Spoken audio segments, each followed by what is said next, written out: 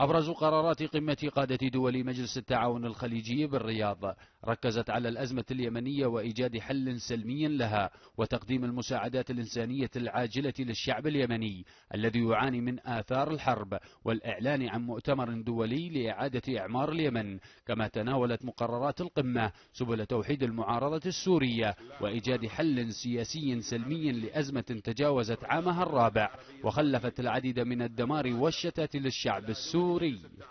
كما أعلنت دعمها للحل السياسي في سوريا بما يضمن وحدة الأراضي السورية واستقلالها وفقا لمبادئ جنيف 1، مرحبة بنتائج مؤتمر فيينا للأطراف المعنية.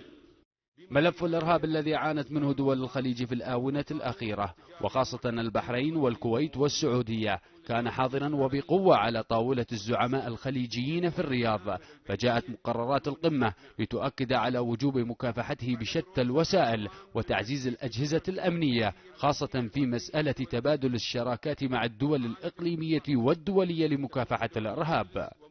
علاوة على بحث خطر الإرهاب على دول المنطقة والعالم وضرورة تكثيف الجهود لمكافحته بكافة أشكاله وصوره والجهات التي تقف وراءه. تعامل أصحاب الجلالة والسمو مع هذه القضايا وفق رؤية سياسية موحدة تجاه الصراعات الإقليمية من أجل استعادة الأمن والاستقرار في المنطقة.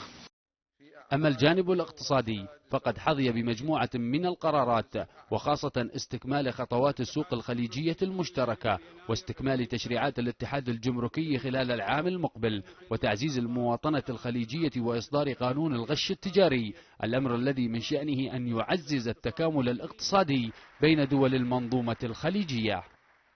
القمة 36 لدول الخليج العربي بالرياض أكدت دعمها الشرعي للحكومة اليمنية والإعلان عن مؤتمر لإعادة إعمار اليمن وتعزيز التكامل الاقتصادي بين أعضائها، قرارات وصفها المراقبون بأنها سوف تعمل على تعزيز مسيرة التعاون الخليجي. درويش الطويل، سكاي نيوز عربية، الرياض.